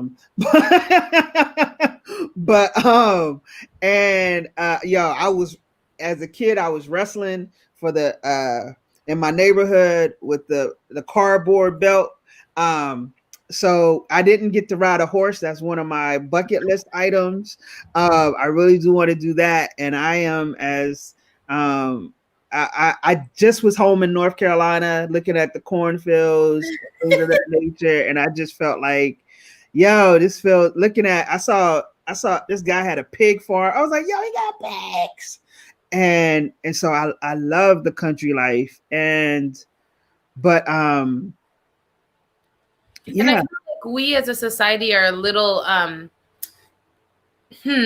well, nowadays we call it trauma porn. Yeah, Rotary. I'm actually like down the street right now. Shout out. I'm actually at Wanari. If you don't know it, it's a Black-owned Central District home turned into a museum. Right now they have a beautiful museum about hair. So why don't you just come get your life? They're open Thursdays and Fridays for a very short amount of time. So look at their website. Anyways, back to, so like all this Black Afrocentric art I'm surrounded by. I'm very blessed right now, and feel very charged. But I'm looking at your art too, like, dang, that's beautiful. Hey, thank you. But I feel like we as a society are very attracted to what we refer to as trauma porn or violence. Like, that is normalized as much as sex has been normalized for us. And that's just really interesting. So I find that if somebody hasn't been listening to my poem, the thing that they will remember is the violence. Yeah. So I got to just make sure whatever that line is or whenever that comes in, that it's also tied to a specific idea. Yes, I agree, because sometimes we get stuck on one thing. You'd be like, but you didn't listen to the rest of it. You didn't see how that tied back and forth. You got stuck. I need you to listen to it. That's why it's always good to listen to things over and over again, because you never know what you missed the first time. And I know, like, for me musically, sometimes I get stuck, right? I'm like, oh, no, I gotta hear that one more time. And I'll be listening to the same song like 10, 20 times because I'm like, I'm getting something every time I listen to it. I'm a little slow, I know, it's all good. But one thing that you talked about too that I think is important is allow people going into different communities and having that experience. I had that experience when moving out here to Seattle. Like, I had never been to the West Coast when me and my roommate moved out here, and culture shock and adjusting and seeing how people are, I think has really made me more of a person that's open to people being different and things of that nature, and being free to be different. And so, but also, like, I remember when my brother and my nephew came and lived with me for a little while, and they're in North Carolina, and they came out to Seattle. And I remember the first day of school for my nephew, like that weekend before, I was like, okay, let me tell you this. You're about to walk into a classroom where everyone isn't going to look like you.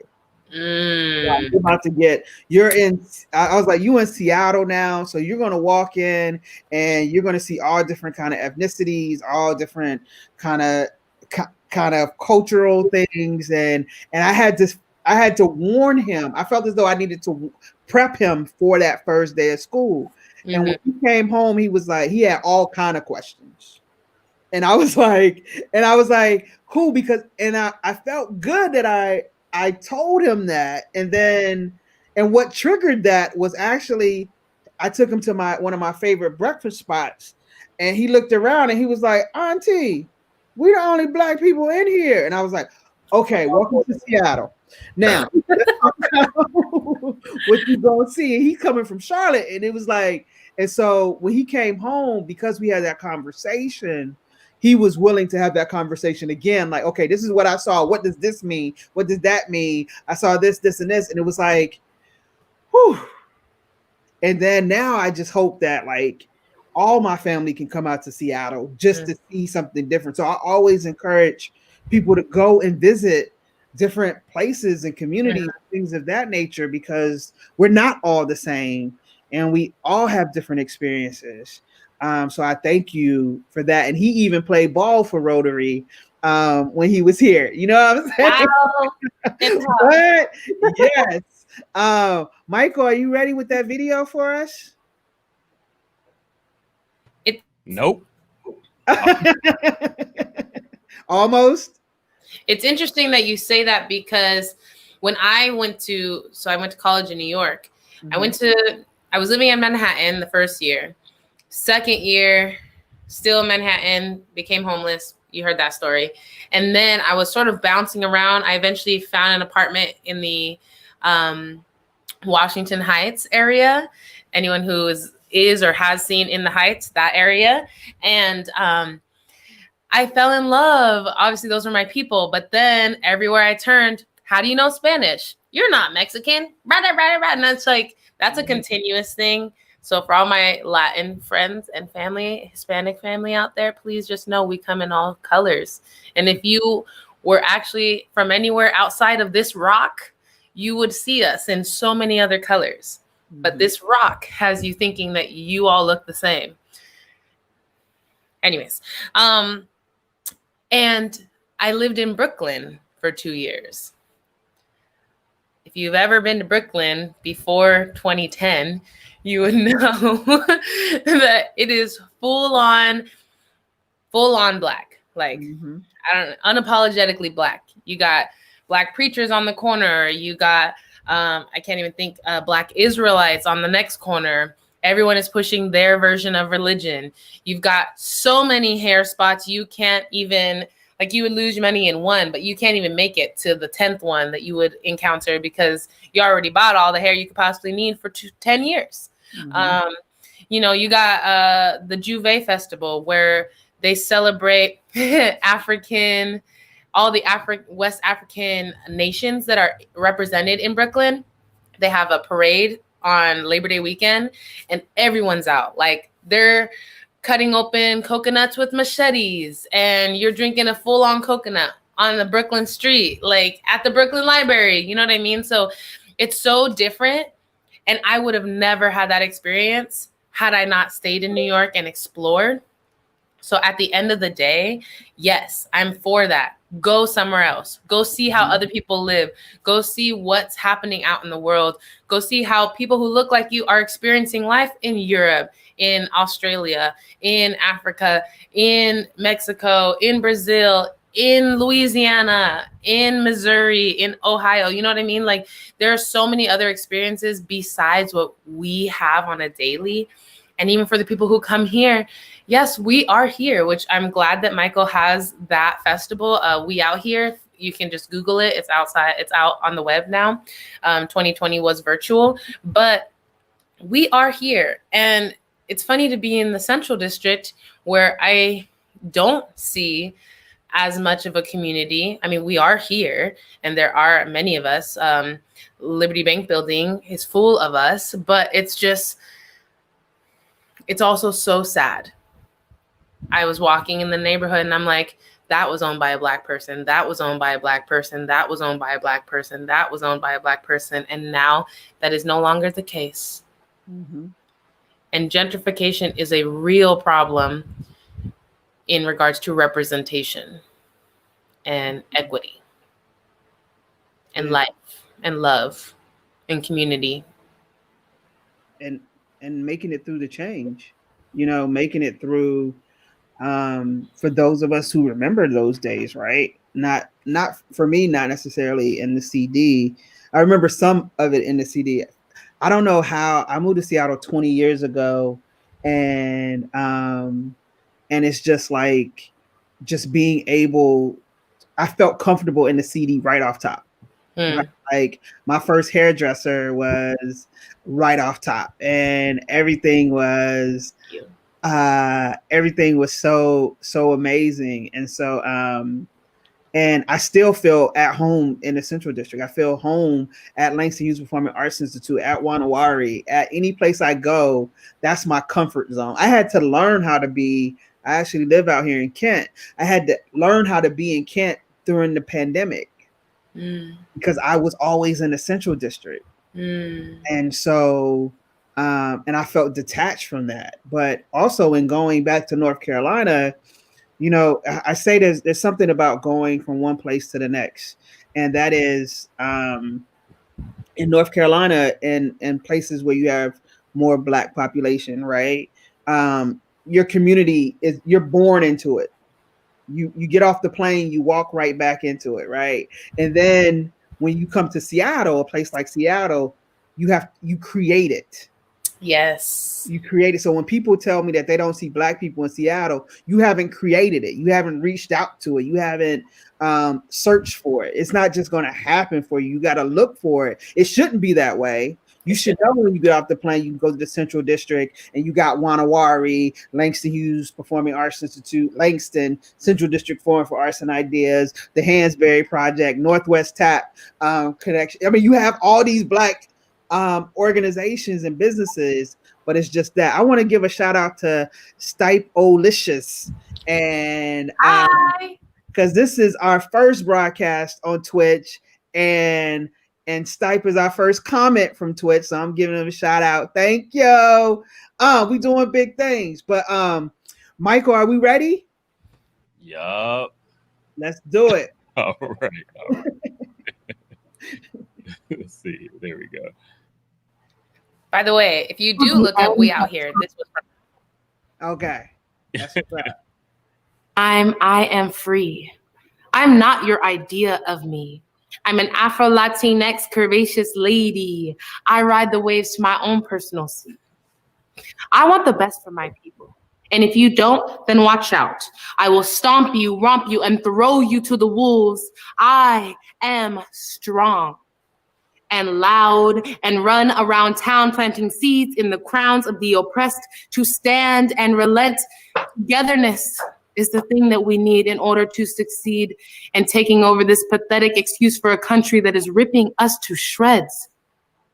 I don't have time for your sorries and your campies, and pass the potato scampi, because I am on another level of what ifs and maybes. Maybe we'll learn to fly so high we can never touch the ground. Maybe we will gain a tribe of like-minded folks who are on our side. Maybe, just maybe, we will make this country great for the very first time without the incessant thoughts of the pale-faced wannabes whom walk the walk of their lives full of privilege and no regard for the stress of living in a white supremacist society. May we be great and uplift one another for our beauty and our flaws and our trip-ups. And I want you to see my color and acknowledge it for what it is, greatness. As if I were your sister, I'll catch you when you fall. We can work together to make it all better because together is the finest thing since fermented grapes became wine. And I can't be more honest than I've already been, yet there's still people who ain't acting right. So I'll say it again and again and again. Black lives matter. Our lives matter. Yes. Our life matters.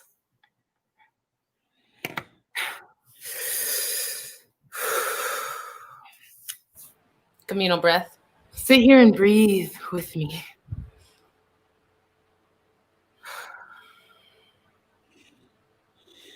Share your brave waves with me. Let's hum a tune.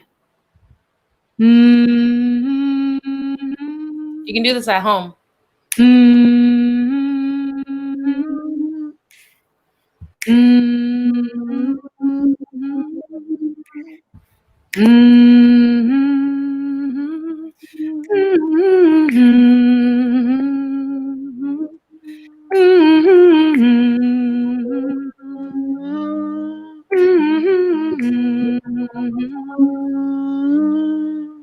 And maybe it'll become a tune, a song, because that's what life is. It's ups, it's downs, it's full of runarounds, but together, we can make things that are great. So let's not rewrite the past, but acknowledge it. And let's not forget how many times someone has used black asses or cut their insecurities into black and brown skin.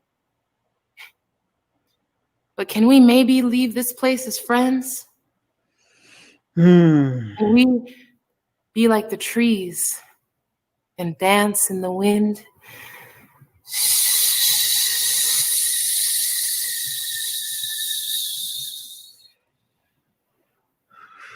Thank you. Ashe. Stay safe. Ashe.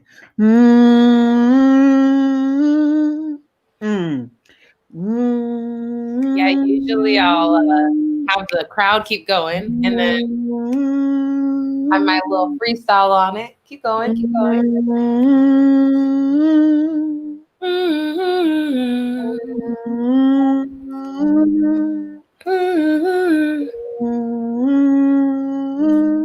I walk in the light on my forehead. I see for the very first time the me I wish to be. Emerged out of darkness.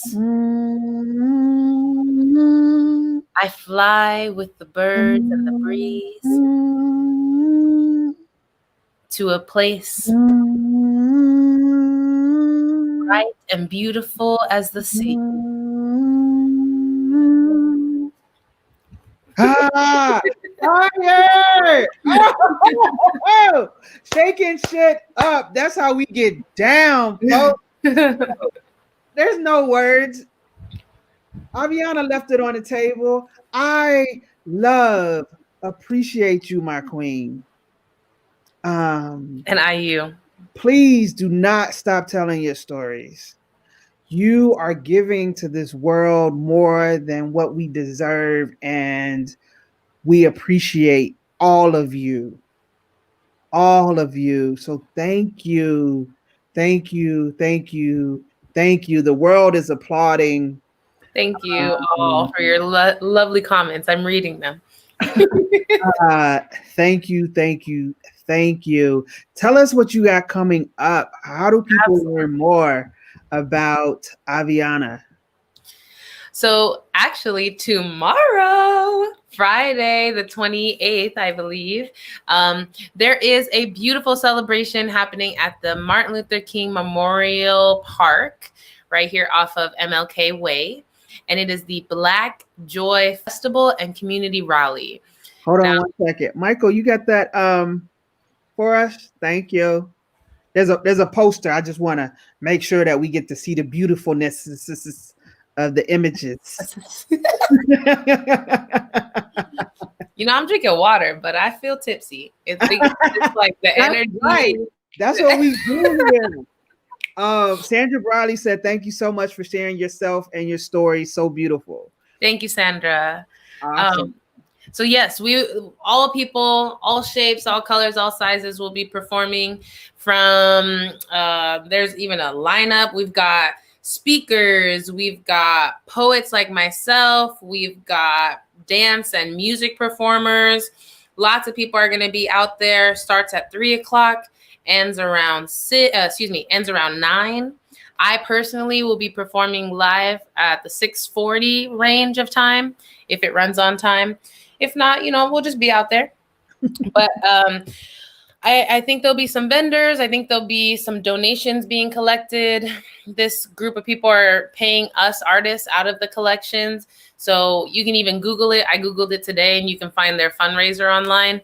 So just look up Black Joy Festival and Community Rally. Some beautiful young Black queens are putting this on, and I am blessed to have been asked to perform. I will say that it took some encouragement because I haven't been out in public spaces like this. And I know a lot of the rallies and protests have been very important works, and I've been supporting them from afar in many different ways. But this one felt right because during all this attack that we are receiving right now, it is very important for us as a community to sustain. And in order for us to do that, we need to remind ourselves of our joy in all forms. So really excited about tomorrow. In addition, I am partnering up with Earth Pro Collective as their program manager. And we right now would normally be getting ready to do our theater festival. But we are actually going to be converting it into a film festival. What does this mean for you? Well, if you already have a film, great. Please submit. My email is just programs@earthpearlcollective.com. And this is a Black, female, queer-owned and run theater production company who is partnering up with Hansberry Project, also Black, queer-owned, and the Northwest Film Forum. And we're going to take those films and we're going to put them out into the world. And this is going to be global. We have not been global before. We are definitely national theater group because our founder is from Detroit. Excuse me, Sadiqo, if that's wrong. You know where Sadiqo's from? Is it Detroit? She's from the East Coast. I know that for sure. Either Detroit or Chicago. I don't know. I can't recall right now. And then her wife is also from the East Coast. Aisha, who is the beautiful model in this picture, is her family is from West Africa. And so there's just a lot of beautiful entity and body and belief and work in this group of people. So, and this community and this theater production company. So definitely submit anything you already have. Also, we are calling out for poets like myself, musical artists, Black queer artists in general. If you have something that you would like to be seen, to share, please also email me because that is something that we can share. We can give to our community. We can feed into one another because guess what? Stop. They're not going to do it for us. No one outside our community is going to do it for us. So it's really up to us to promote ourselves, to share our own work, to share within our community. And that's what we are trying to do over at Earth Pro Collective. Cool. Other than that, just check out my website. Thank you, Michael, or my IG account, which are now flashing to you on the screen. I am hireable. Definitely. Let's definitely hire Aviana. And Aviana, you have a book coming out? You're working on a book? I sure do.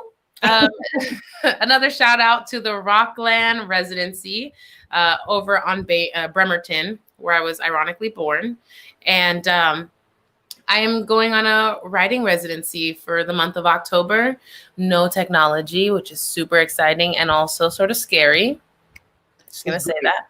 It's going to be great, but, you know, we are now attached, very much so. But yes, the book is, right now it's a working title, but I already paid to copyright it, so don't go stealing it now. I will sue you. But it's called The Turtle Point: Everyday Stress Through the Eyes of an Addict and Using Art to Deal with It.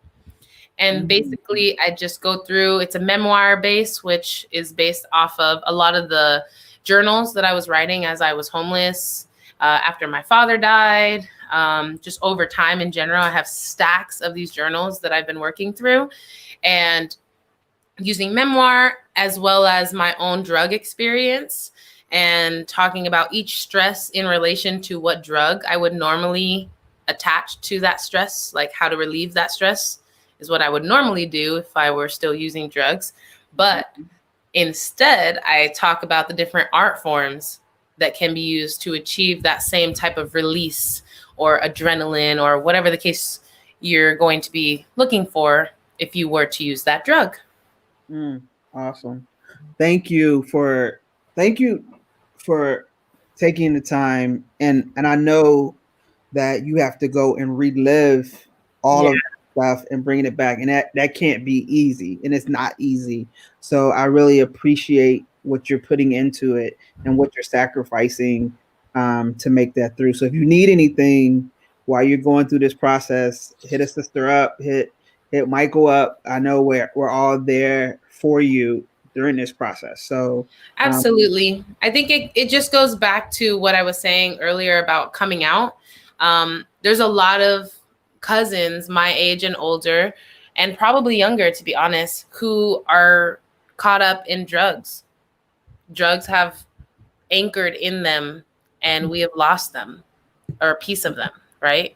And like you were saying, there's so many of us family members who are looking at the situation and wishing we could help, and trying to understand, but people who have never experienced addiction really can't. And that's not, I don't want to diminish anyone who thinks that they can, but similar to a white person trying to experience my Black experience, that's just unimaginable to the extent of feeling it completely, which is the same in accordance to addiction. You can talk about it. I can tell you the science behind it. I can even describe the excruciating pain when I don't get it. But at the end of the day, there's nothing that I can compare it to. Maybe childbirth. But I've not experienced that, so I don't know, you know? So like, I don't know what kind of pain I can explain. I can use to talk to a non-drug using family member to explain what addiction feels like. And so this book is in hopes to reach not only addicts, but also those who are trying to help them to understand what's going on. Yeah. And that's about all you can do. Yeah. Is have more of an understanding of it so that you could be a little bit more empathetic to it, and embracing, because what we do is we love that family member no matter what, but we really don't know what they're going through. Like you said, we really don't know. And so I really do appreciate that. And I look forward to having you back on Shakin Shit Up or a Central District Forum program, Intimate Conversations, to talk more about the book. I also want to acknowledge that this month is Black August and Black August. Okay. And so Black August. Have you heard of Black August? Black August was started in the California penal system, and it was around honoring Black revolutionaries. And so the month of August is a time where we encourage to learn more about revolutionaries, learn more about Black heritage, and study and really equip yourself with that knowledge. Also, people celebrate through fasting, sun up to sundown.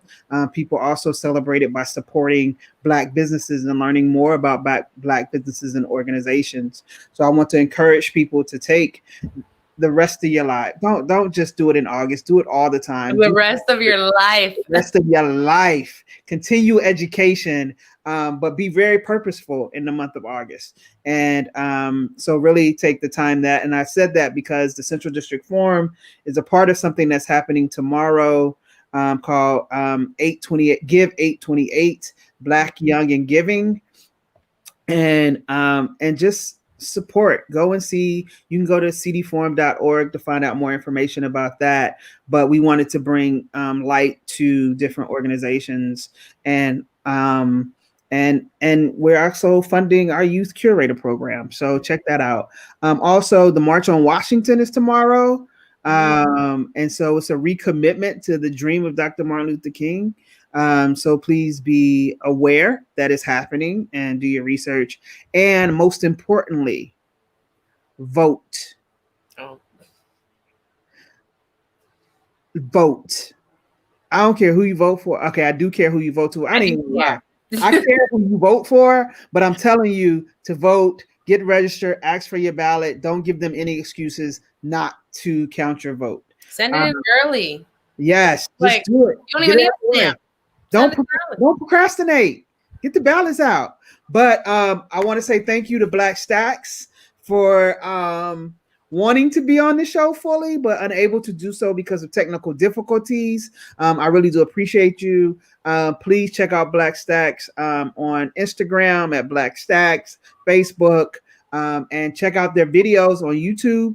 If you go to YouTube, type in Black Stax, different things will come up. And yeah, so special thank you to hear whatever. Can we, Michael, what you got up there? We already planned it. You ain't saying that. Cool. I'm like going out on Black Stax. I need that in my life. And thanks, Sandra, for reminding us. Yes, do your census. I've already done mine. I was home a couple weeks yesterday in North Carolina. I did my mom's and my grandmother's. So do your census. We need to be counted. Yes, we are going out on Black Stax. Please check out Black Stax on YouTube and in your community. They're dope. And they're on everything too. Yeah. Spotify, YouTube, Instagram, all that. YouTube. Wherever you can hear music, they are probably there. They're so good. So stay Staxing. But Aviana, thank you so much. The next Shakin Shit Up, go to my follow me on Instagram or Facebook or my website. And thank you, Michael, for putting that up there, and learn when the next Shakin Shit Up will be. So thank you, Michael, for being on the ones and twos behind the scenes. And you can also follow Michael at Michael B. Main everywhere, and michaelbmain.com. So for the rest of your life. Special shout out to my pops in North Carolina. He's watching. Shout out to my mama too. She's watching. She is. And to my sister Elia, my niece Elia, my cousin Kim, my cousin Gee. I know y'all out there. I don't know if Caress and Shamika watching, or Bobby, or all y'all. But family love. Thank you, everyone. Thank you. And take us out, Michael. Remember to shake shit up. Shake it up. Like shake it. Like shake it.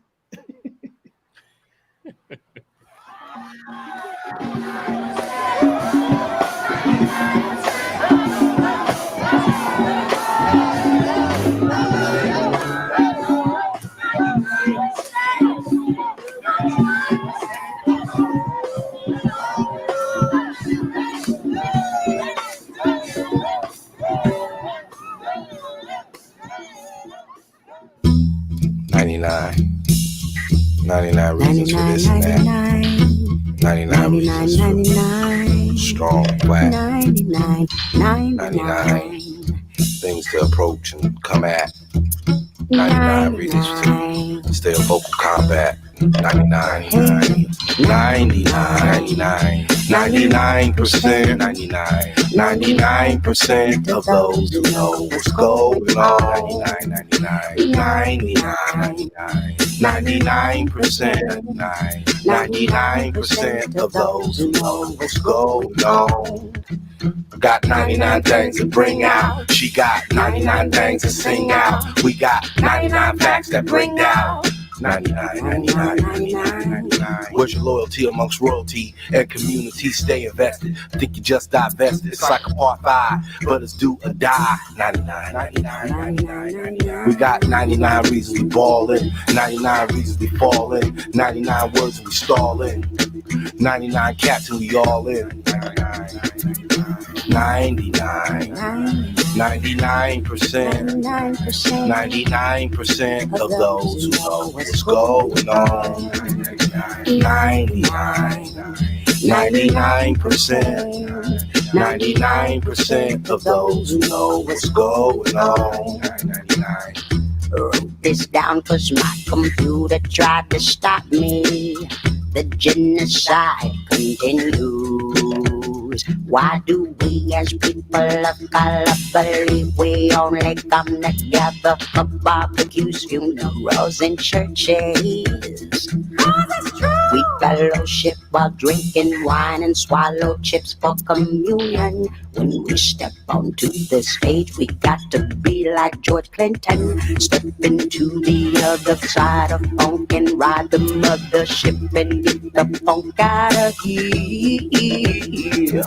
99% of those who know what's going on. 99% of those who know what's going on. Black voice been exciting, conspiring, messaging the music, reflective like acoustics, heartbeats of the drums. Yeah, the blood's filled with rum, and thoughts infested like slums. Never run or ran, and like rubber. Silence turns to mothers, but spoke high intensity like coke.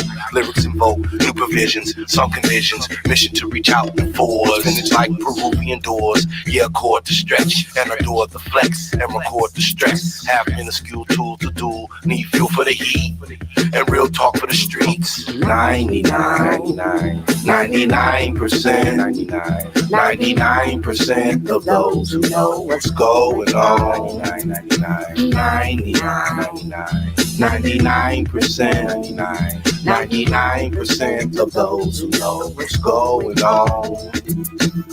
This atmosphere is only part of our makeup, and the part that the media shows ain't hardly part of our makeup. So we sit and learn zero proof of our makeup.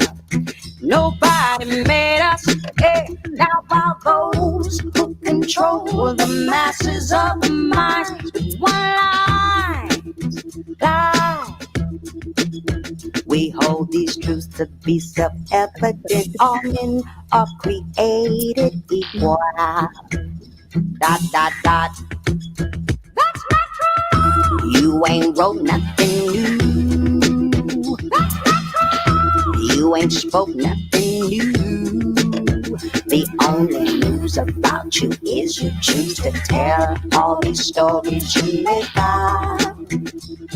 99% of those who know what's going on.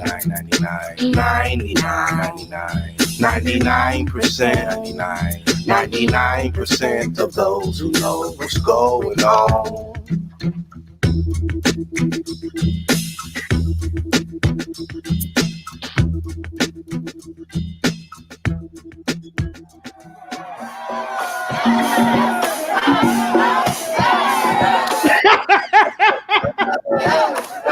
Was that you? Yes. That strong hat is dope. No doubt. Music, that Black Stax everywhere. Stay Staxing. Take it shit up. Thank you, Michael B. Main. Thank you, Aviana. Thank you, Black Stax. Thank you, audience, for being with us. We'll do it again soon. Deuces.